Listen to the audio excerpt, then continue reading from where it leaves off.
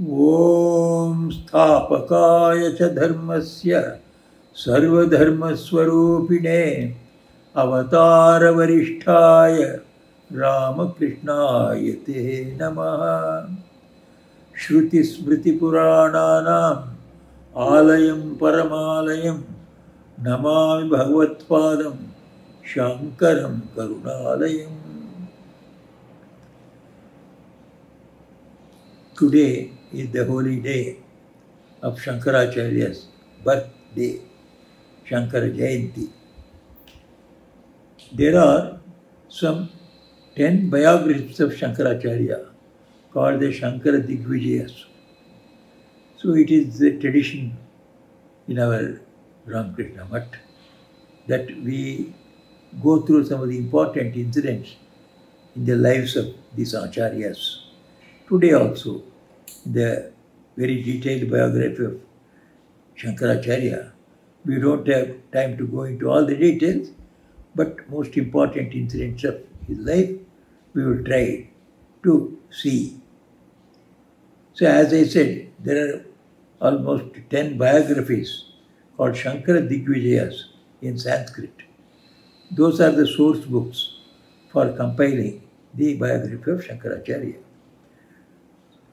Some say he belonged to the 1st century BC, and some say place him between 5th century and 8th century, but that is not very important to us. So he was born in Kerala. There lived a parents called Shivaguru and Vishishta.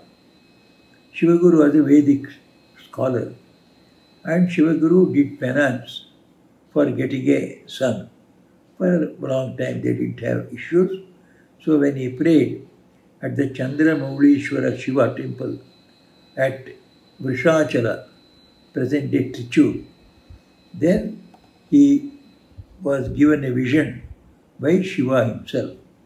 Then Shiva came to him and it is said, he told him, I will give you one boy of an excellent memory, excellent scholarship and excellent in every way, but he will be very short-lived. Or if you want, I shall give you a number of children, but they will all be of ordinary kind. Which boon would you accept? Naturally, the great scholar, the Shiva Guru, was there. So he said, no, you give me one boy. Doesn't matter even if it is short-lived. That was how Shankara was born. And the child had all the auspicious signs on his body. So he was named Shankara. Sham means auspiciousness. He who would bring auspiciousness, good to the whole world. That's why he was named as Shankara. Shankara. Of course, we know Shankara is the name of Shiva also. So, one who would do good to the world, that was the meaning with which his name was given. The boy learned Vedic knowledge from his father, but unfortunately, he lost him when he was only 5 years old. And then his mother put him under the competent teachers, and when he was sent to school, in those times, the Sanskrit schools, he was only 5 years old when his Upanayana was made. He was invested with the sacred thread and was put into the education. And the competent teachers were very much amazed at the speed with which he could learn. So he could complete the learning of all the Vedic lore, Vedas, Vedangas, the 6 darshanas, and also the Bauddha, Jaina, Charvaka darshanas. These are all critics of Vedic Dharma. So that also he learned. All this took him only 2 years. So from 5 to 7 years, so he became the complete scholar in the Vedic lore, as well as the critics of the Vedic lore. Then he was invested with the Yajnopavita already, so he would go around begging for his food. So one day he came across a house which was very poor. There was an old lady there. She didn't have anything. When he went and asked for Bhiksha, Bhikshan Dehi Bhagavati, then that lady didn't have any in her house except one Myrobalam, one Nelikai. So this Nelikai only one she had. With great hesitation, she brought and gave it to Shankara. The young brahmachari was standing there. So she was very sorry that she didn't have anything. Shankara could understand her hesitation and her poverty. So he was full of compassion for her. Then he prayed to Mother Lakshmi. So what did he pray?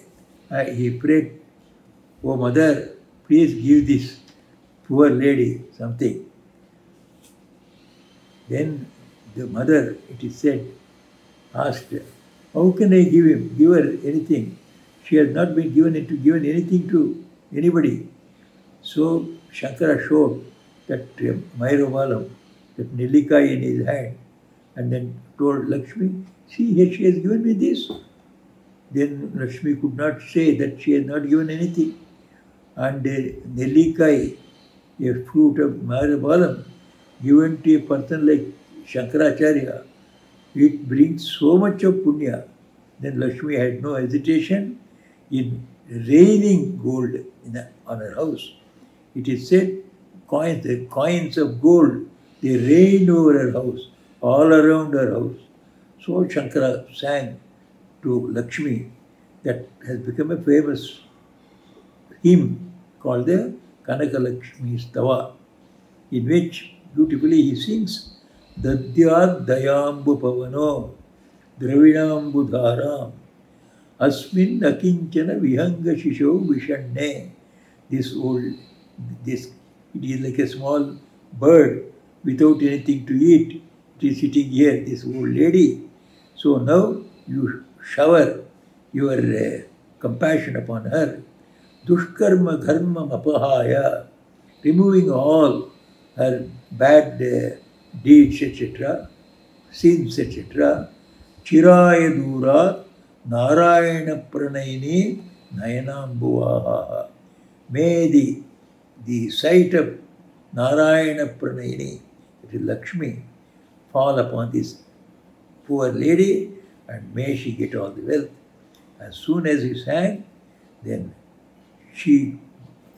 her whole house and all the surrounding places was raining, was filled with the coins of gold.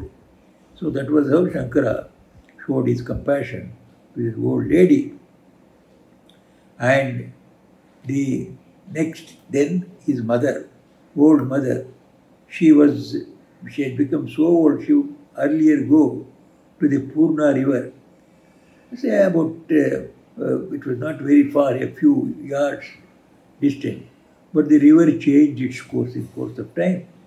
By the time this old lady also became old, it was not possible for us to walk long distance.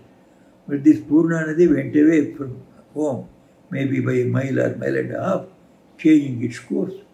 So she was finding it difficult to go for daily bath. So Shankara brought it near home by praying to the Lord. Again the river started flowing by the side of her house. Similarly, when Shankara was acclaimed as a great scholar in all our smritis, then the king of Kerala, they wanted to meet him and discuss the code of life that his people should lead. That means he wanted to know a smriti, a code of life by which he could govern what is the Raja Dharma, what is the Praja Dharma, etc. So for that, he sent word for Shankara. Shankara said, "I don't want to go to you. If you want, you come here, you learn."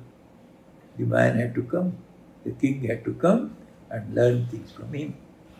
Then Shankara was about 8 years, so he became very eager now to put into to learn the practical side of Vedanta. All the theoretical side of it is mastered. All the Veda, Vedanga, 6 philosophies, 6 darshanas, Charvaka Mata also.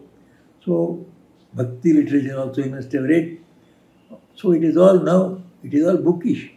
He has to get experience of God. So he now became very eager. So experience of God, experience of Brahman, preached in the Vedanta. It is not possible without sannyasa. So he wanted to accept sannyas so that he could practice Vedanta. So when he went and asked for mother the permission, she would not naturally to consent. No mother will consent her son to become a monk. But he said, without the becoming a monk, how can I progress in my practical Vedantic life? How can I get the experience of Brahman? But mother's heart would not condescend. Therefore, she was obstinate. She would not permit. Then an incident happened. One day, morning, mother was also there at the river. Then Shankara entered into the water. As soon as he swam into the water, which was his custom, he would swim inside the river to an extent, then come back. So when he went into the river, a crocodile caught hold of him. And he was trying to escape from its mouth and come and get into the river bank. Somehow he was struggling hard, but the crocodile was stronger than him. He would not allow him to come to the bank. So there was a struggle going on, and it was becoming evident that Shankara would die in the mouth of this crocodile. Then he shouted to mother, "Mother, now it is evident now. I am going to die. Please give me permission to die as a monk. Give me permission." There is what is called an atura sannyasa. A sannyasa that is taken when one is in emergency. So I will take that atura sannyasa.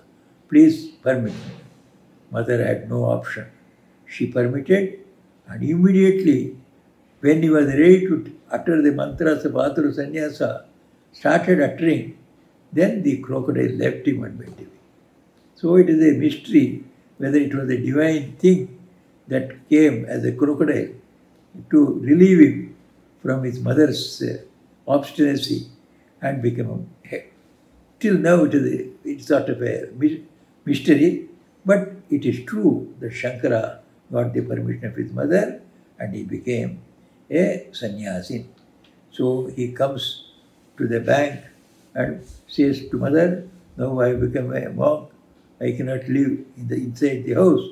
So he lived outside, perhaps under the tree, or the Krishna temple was there, which he himself had helped in renovating and doing all that. So perhaps he stayed in the temple. Anyway, he lived outside. Then once he decided, let me go now and then find out the Sadguru, the Guru who will instruct me into the Brahmajnana.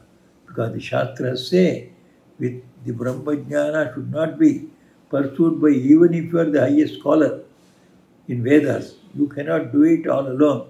You must have a physical Guru. So I must find out my Guru. So he must be there somewhere in the north only, because he knew the south well. So he did not know anyone of the status to become his Guru. So he wanted to go in search of his Guru.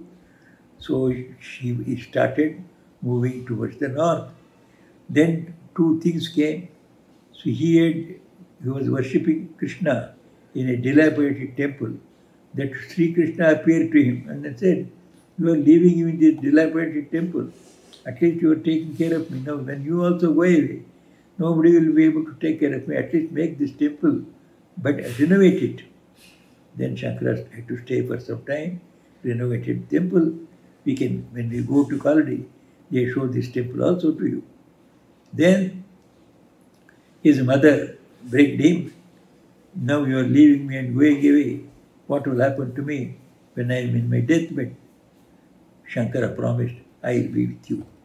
Wherever I am, so I will come to you when you are in deathbed, which he does. The old age he comes when she is dying, and then shows her Ishtadevata before she passes away. So then Shankara's travel towards the north starts, walking, visiting so many places, pilgrimages on the way.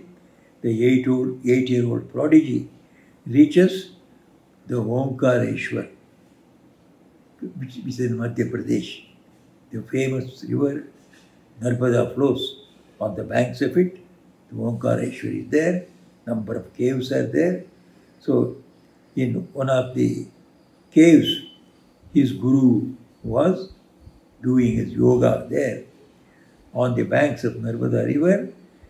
And Narmada river is supposed to be a unique river. By looking at it, you get all the punya. You don't have to take bath. So when you go to Narmada river, they say, Narmade Hara Hara. Take away my sins. You look at Narmada and say Hara Hara. So when you say, take away my sins, she takes it. So such a great river. And on the banks of it was his guru, Govinda Bhagavat Pada. Govinda Pada or Govinda Bhagavat Pada. This Govinda, he was the disciple of Gaudapada. Gaudapada was the disciple of Shuka himself. Shuka was the son of Vyasa. So Vyasa's son Shuka, Shuka's disciple Gaudapada, Gaudapada's disciple was Govindapada. Govindapada is the guru of Shankaracharya. So he went and then prayed to his guru, please initiate me into this Brahma Jnana. Then, so the guru was pleased with him. So Shankara saluted the yogi, saying, Adhijigima Shuresha Brahma Santham Aham Tvam Prasimara Mahimanam Prapam Ekanta Bhaktya. I have come to you with greatest devotion. Please initiate me into the Brahma Vidya. So the Guru accepted him. Then he was taught the Mahavakyas. Mahavakyas are the 4 cardinal mantras from the 4 Upanishads. So, Tattvamasi, Aham Brahmasmi, Ayamatma Brahma, and Prajnanam Brahma. So he taught all these Mahavakyas. In the meanwhile, there was a big flood in Narmada. Narmada itself is a very huge river. Even today it is one of the biggest rivers. And so when it is flood, it is very difficult to control it. So when it came into flood, it rushed into all the caves, etc. Though they are at a very great height from the river. So during floods, it flooded the caves. And unfortunately, Govindapada was in yoga, absorbed in samadhi, when the floods entered his cave also. They were about to enter his cave, or perhaps they started entering. Then Shankara saw, what will happen now? It will choke the Guru to death. There will be no more Guru for me. Immediately he took out his kamandalu, the water pot the sannyasi carries. He put it at the doorstep of the cave. When all the waters of Narmada, which wanted to rush into that cave, it got contained in that small kamandalu. Any amount of water, it disappears inside that kamandalu. It was one of the greatest wonders that later on when Govindapada came down from Samadhi, he found everywhere there is blood. All the caves are filled with water, but his cave is free. Then he found his kamandalu of Shankaracharya and the boy Shankaracharya. Then he came to know, this is the boy about whom my Guru had told me. When a boy comes to you and he takes the whole Narmada river into his kamandalu, know that he is God himself come to you as your disciple. So immediately recognizes his divine disciple and accepts him as his disciple and completes his education, teaches him everything practical also about Vedanta. Shankara became a real Paramahamsa sannyasi. That means with full experience of Brahman. He does not talk about Brahman simply from the Vedas. He talks about Brahman from his own experience. So that was the status. And he was hardly at the time 8 years old. And then, so he was ordered by his guru. So now you go to Kashi and then start preaching. And the philosophy that was taught to him was the philosophy of Advaita. So he was 12 years old at that time. So he was sent to Kashi by Govindapada. He went there, and at Varanasi he met so many scholars, so many yogis, so many people of transcendental experience. But he proved to be superior to all of them. So most of them, many of them, became his disciples. So he earned a very good name as a preacher of Vedanta, of Advaita Vedanta. There he got his first disciple also, called Sanandana. This Sanandana was a Tamilian. We must be proud that our Tamil Nadu gave the first disciple of Shankara. Sanandana, he was a Narasimha Upasaka. He used to worship Narasimha, God Vishnu, so Narasimha form. And then he was a great scholar in Sanskrit, scholar perhaps in Tamil as well as in those times perhaps the Kerala language was not there, or it was just in the beginning stage. So he was a great Pandit. He was from Chola Desha. As you all know, Chola Desha is from Nellore to Tiruchi. Nellore to Tiruchi is called even now Chola Desha. So he belonged to the Chola Desha. He was to move in Varanasi to learn. Perhaps he had gone. He became his first disciple. Then Shankara was happy to have him. And then they were all moving about. And Shankara's philosophy was what at that time was what we call as Ajatavada. Advaita has got so many shades of Advaita. This Ajatavada was what was taught by Gaudapada to Govindapada. So from Govindapada, Shankara also got this Ajatavada. What is this Ajatavada? It just that everything is unreal. Only Brahman is real. But what about the evolution of this cosmos and dissolution of this cosmos? Puranas speak about the Pralaya, the Srishti, and the maintenance upon this whole cosmos by the Lord. What will happen to all these things? If everything is nothing, is there only Brahman? How do you explain this? So there was this sort of a inconsistency in the experience and the theory. So Shankara had to be corrected here. So that happened through a very interesting incident. Shankaracharya has taken bath the river in Ganga. He was on the banks of Ganga for some time. So when he was coming up, after taking bath, he found the small path, the staircase was completely covered by a dead body that was kept across it. And one untouchable was sitting by the side. Then he shouted from a distance, Shankara, "Hey, remove the dead body. So I have to go. There is no place." And the whole body, the body covers the whole path. Then that person who was sitting, that untouchable person, he said, "You asked the dead body to move. What? Are you mad?" Shankara said. "A dead body, how can it move?" But your philosophy says that God alone is everything. Everything is Brahman then. There is nothing other than Brahman. So the dead body is also Brahman. Brahman is living. There can be dead Brahman. Tell that the body should move. Shankara understood the inconsistency of his philosophy. Then he made it consistent afterwards. How did he make it consistent? Yes, God alone is there is true. But that is at a state when you are in Samadhi. When you are immersed in the Samadhi, you know the real truth as only one. There is nothing like even yourself will disappear. Only one existence, that is Brahman. But when you come down from Samadhi, then what you see before your eyes, it has got existence. You cannot simply say it is not there. So what is that existence? It has got a Vyavaharika status. So Vyavaharika, Paramarthika, Pratibhasika, Satya. Shankara postulated 3 types of levels of knowledge. One knowledge is of the dreams. So it is Pratibhasika. It is just a sort of a illusion. But illusion also something is there. It is not without anything. So illusion has got its own science behind it.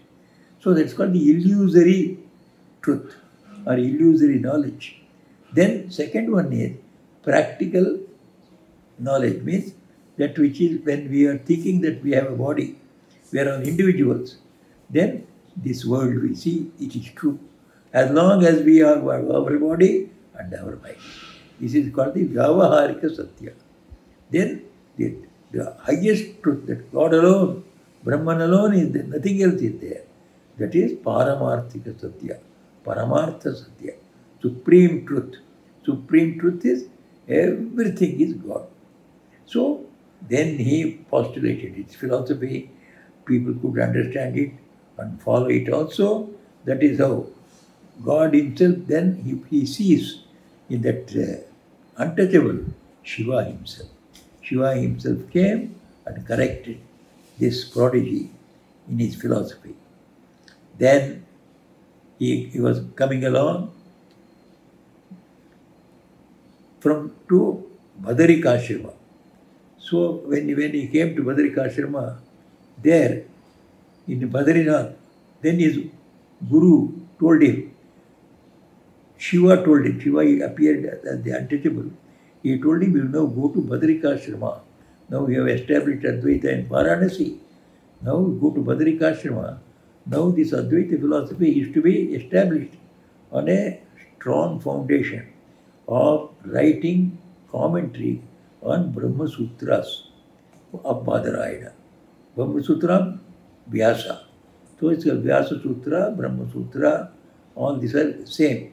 So you have to write a commentary on Brahma Sutra, and Vyasa resides in Badarikashrama. It is a most sacred place. Go and stay there and write this Bhashya also.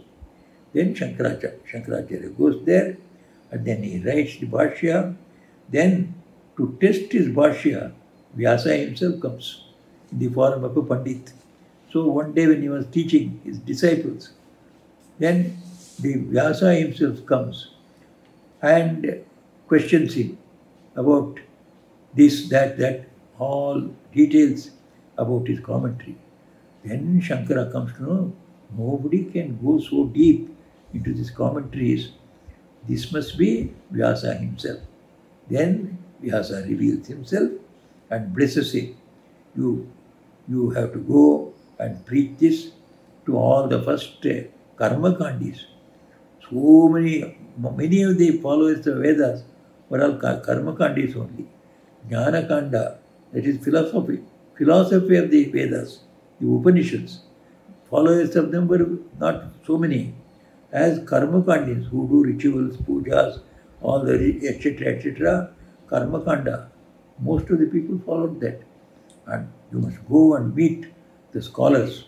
So one of the great scholars, he is in Prayaga, Mandana Mishra. So you go and then argue with him, convert him to Jnanakanda. So he wants to meet not Mandana Mishra's guru, Kumarila Bhatta. So Kumarila Bhatta was in Prayag. Mandana Mishra was in another place. So Shankara was sent to Kumarila. Then Kumarila was there in his old age for some expiation. He thought that he had committed something wrong. What was the wrong he committed? He went to Buddhists and learned the Buddhist philosophy from one of the topmost scholars, saying that he was also a Buddhist. That was a lie. Deceiving his guru, he got all the secrets of the Buddhism. Then he argued against all those and defeated the Buddhists. So Buddhists were all under control by this Karma Kanda of the Vedas. He was a follower of Karma Kanda. So, but that was a sin he had committed against the Guru. For that, he had lighted a fire. He was himself sitting inside it and was laying down and burning himself. In that state, Shankaracharya goes and then says, my Guru has sent me to argue with you about this philosophy of Advaita. He said, young boy, I don't have time now. I am giving up my body. In expiation, my disciple Mandana Mishra is there. So you go to Mahishmati Nagara. Mahishmati Nagara. So you go and meet my disciple. If you defeat him, then all the karma kandins will be under you. So Shankara from there leaves that place and goes in search of Mandana Mishra. Mandana Mishra is staying at Mahishmati. Mahishmati is also, I think, on the banks of Narmada. So when he goes there, he doesn't know Mahishmati Nagara. He has reached it. So the city of Mahishmati. So he found a number of women fetching water from the well. So he asked, where is Mahishmati Nagara and Mandana Mishra's house there? Then one of the ladies, she came and told him, oh, it is very easy to find out. Mahishmati, you have already come. So here, now you only ought to be instructed about Mandana Mishra's house. You don't require anyone guide. You just walk down where you find even the parrots repeating philosophy, then you know it is the Mandana Mishra's house. Because day and night he goes on arguing with others, defeats everybody on philosophical grounds. So go and walk, and then you see in whichever house the parrots are all there in small cages, and parrots are also arguing with one another. Whatever they have heard, they have committed to memory. So they are hurling questions, and another one is answering the questions. Swata pramanam parata pramanam shukangana yatra giro vadanti avehitam mandana mishradama. Oh young man, you know that is the place of Mandana Mishra, house of Mandana Mishra, where the parents are asking, is it self-evident or is it to be substantiated with some other evidence? Swatak pramanam, parata pramanam. When parents are talking like this, no, that is Mandana Mishra's house. You enter there and you will meet the scholar. So he went, he saw Mandana Mishra and his wife, Ubhay Bharati. Ubhay Bharati was a great scholar, equal to her husband or even more. So they were a very great couple. So they were residing there. Only this Ubhay Bharati was Saraswati herself under a curse from Durvasa. So she had come to the earth and she had been married to Mandana Mishra. Later on, Shankara finds out all these truths. Then the argument starts. Shankara starts argument. Shankara says, you see, let us argue. I say the goal of all the Vedas, Vedanta, everything, all the darshanas, is that the Brahman alone is true, and to experience that Brahman as ourselves. Aham Brahmasmi. Our soul itself is the Brahman. So Brahman is ourselves and we are in Brahman. That is the soul truth to be experienced. To experience this truth of Brahman, that it is nothing different from our own soul. This is the goal. This is the goal of all the teachings in the Vedas and Vedanta. But Mandana Mishra says no. According to the Karma Kanda, the goal of life is to enjoy the celestial joys. To enjoy celestial joys, then you have to do yaga and yajna. Greater the yajna, bigger is the heaven you go and enjoy it. So perform as much of yajna as possible, as big yajna as possible, by spending a lot of money. Money where will come? Work hard, earn and accumulate punya. And then with that punya, after this 100 years of life in this world, go to the heavens. There live for crores and crores of years. Afterwards, when the punya is over, you will come back here. Again do yaga and yajna. So perennially go on coming and then enjoying the infinite bliss. Supposed to be infinite bliss. That is the goal. So then the conclusion is, their agreement is, if Shankara is defeated, he must become a householder, like Mandana Mishra. If Mandana Mishra is defeated, Mandana Mishra must relinquish his householdership and become a disciple of Shankara and a sannyasi. So the argument went on. Who was the umpire to give the judgment? It was Ubhaya Bharati, wife of Mandana Mishra. See what a faith they reposed in her scholarship and in that woman. So women had so much of respect at that time. So after 18 days, Shankara defeats Mandana Mishra. Then Mandana Mishra becomes a sannyasi. Then his wife wants to go away back to her own place. She is Saraswati. So Shankara comes to know it is Saraswati herself. He begs her, please don't go away. You have come to this earth. Bless me. I am going to start an ashrama at Sringeri. So you will come and be my Aradhya Devata. I want to worship you every day. You must guide us all in this work of spreading the Sanatana Dharma. So she agrees, and then when he starts the ashrama, she comes. So it is said, even today, the Sringeri, Sharada Pitha is there. That Sharada Pitha, the Sharada Devi, is that Ubhaya Bharati, Saraswati herself, residing there. So, when after this Dikvijaya over, then he visits, Shankara visits several pilgrimages. He meets one great Pashupata philosopher, that is Pashupati, Shaiva philosophy of a particular color, Pashupata philosophy. So he defeats him. Then at Gokarna, he comes there. And he visits Nasik, he visits Pandharpur, he visits Sri Shailam and Gokarna. At Gokarna, that was where he argued and then defeated this Nilakanta Pashupata. Then he comes to Mukambika. Mukambika even now is a great place of mother worship there. So Mukambika, he sang to Divine Mother and brought back to life a dead child. He took compassion on the mother and brought back a dead child to life. Then afterwards, very interesting incident comes in his life. He comes to Sriveli in Andhra Pradesh. There he meets a scholar, Prabhakara Pandita. This Prabhakara Pandita had a 15-year-old boy, dumb. He would never speak a word. So parents are so unhappy. Prabhakara Pandita is a great scholar. He would have taught him all the scholarship to him.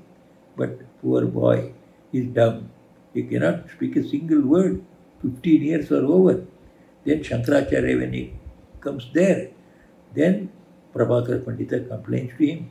See, my great sorrow in my life is my only son is dumb. He is 15 years old. I have to now keep him with me all my life. And with this sorrow, then Shankara says, dumb? I don't think he looks like a dumb person. Bring him here. Then the child was brought. So Shankara asks him, who are you? Immediately he says, the dumb boy who never spoke. Mama, Appa, father, mother also he did not call. When Shankara says, who are you? Suddenly he says, I am not man. I am not the Yaksha. I am not Devata. I am not Brahmana. I am not Kshatriya, Vaishya, Shudra. Now I am not Brahmachari. I am not Grihi. I am not a Vanaprastha. But who am I? I am Nijabodha Rupaha. I am the nature of self-consciousness. I am the Atman. He speaks all this in a poetic form. Naham manushyo, na cha deva yaksho, na brahmana kshatriya vaishya shudraha, na brahmachari na grihi vanastho, bhikshur na chaham, nichabodha rupa. As soon as he speaks, then Prabhara Pandita is wonderstruck. How did Shankara come to know? That he asked him, who are you? Then Shankara said, he is not an ordinary boy. The whole of Vedanta, experience of Vedanta, God, that is in his hand, like a amalaki, fruit kept on the palm of the hand. So you give him to me and he will be my disciple. I will take care of him. And he is the Hastamalaka, one of the famous disciples of Shankaracharya. Then Shankara accepted his disciple. Then he comes to Sringeri. On the banks of the Tungabhadra, he finds a very holy place. How did he find that it is a holy place? He finds number of frogs are moving about and playing with a snake. A big snake is running around and all the frogs are playing with it. Then Shankara thought this is the holiest place, where there is no place for violence, there is no place for hatred. All is love, and all is love with God. So it is the God's place. That was the place of Sringeri. There he starts his ashrama. And there daily he teaches his disciples.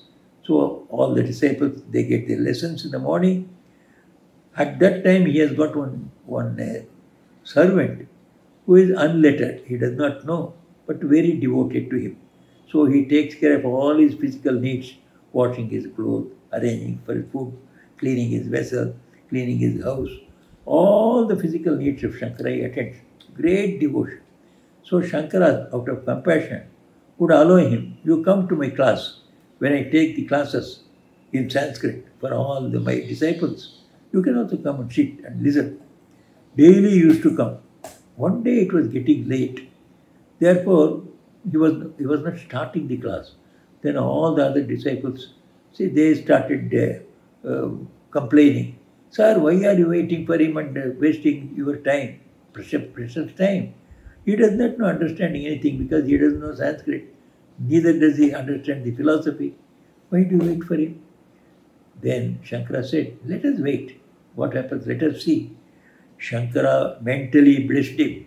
You see, these people are thinking you are below them. You are below lower standard and they have got higher standard. But you are my disciple. Therefore, you will be equal in the standard to them. So mentally blessed him with all scholarship, which he was teaching these boys, the other disciples. So that Totaka was his name. This Totaka, he became the big scholar. He entered the room, the teaching room of Shankara, singing the glory of his Guru. Vidita Khila Shastra Sudha Jalade, Mahitopanishit Katitartha Nide, Hridaye Kalaye Vimalam Charanam, Bhava Shankara Deshika Me Charanam. So he is singing this, a new rhyme, new meter of composition in Sanskrit. He enters the room. All the disciples were stunned at the power of Shankara. By a look, by a thought, he can enlighten anyone. So we should not consider anyone with Shankara as ordinary. This is how, so Shankara's life, we see so many things. Later on, the Mandana Mishra had already followed him as Sureshwaracharya. Hastamalaka was there. And then Padmapada, that is the Sanandana, becomes the Padmapada. This Totaka becomes the Totakacharya. So all these four acharyas, with them he starts 4 ashramas at the 4 corners of India. One in Sringeri, one in Dwarka, one in Badrinath, one in Puri. So on all the 4 corners of India, so he establishes ashramas from where Advaita Vedanta was taught. And as he had promised his mother, he comes when she was on the point of death. He comes by the way of the sky, just flying like an angel. He is present by her side And when she passed away, he sings up to Vishnu, and Vishnu appears before her. Vishnu was her deity. So she sees Vishnu with great joy. She leaves her body. Then afterwards, these four ashramas started working, spreading the philosophy of Shankara. So Shankara has become an immortal teacher of the Vedanta. As long as our Hindu religion lives, so Shankaracharya will live with us. So his philosophy has saved several times the Advaita Vedanta. Swami Vivekananda said, whenever there is a decline of religion, it is Advaita that teaches man his own glory. It does not want to search God elsewhere. The God is in your own soul. So you and God are not different, non-different. God always is in your soul. You are always with God. Or you can say, I am God. I am Brahman. In whatever ways you say, the divinity of man, he preached. Shankara himself preached this one, the last part of his life. So he wrote, Nahi Mahaviryeshu Vamadevadishu Hina Viryeshu va Vartamanikeshu Manusheshu Brahmanaha Vishesha Tad Vijnanasya va Asti. The knowledge of Brahman is not confined only to the old rishis. Even today, as those great rishis of those ages, but we are in this Kali Yuga weak. Even we can attain to the Brahma Jnana and know we are that Brahman. He held up the divinity of man. It is that makes him great. He does not want you to go and search for God anywhere. He is in your own soul. Purify your mind, see yourself as one with God. So Shankara's great philosophy has saved this country. He was a great devotee also. We remember his praise of Govinda, Bhaja Govindam, Bhaja Govindam, Govindam, Bhaja Gudamate. As a bhakta, he sang so many songs about all the deities. He was a wonderful person. He was a philosopher, he was a poet, he was a bhakta, he was a jnani, he was a yogi. So such an all-round person, very, very few in the history of philosophy in our country or elsewhere is there. We are fortunate today, we could recollect some of the important incidents in his life.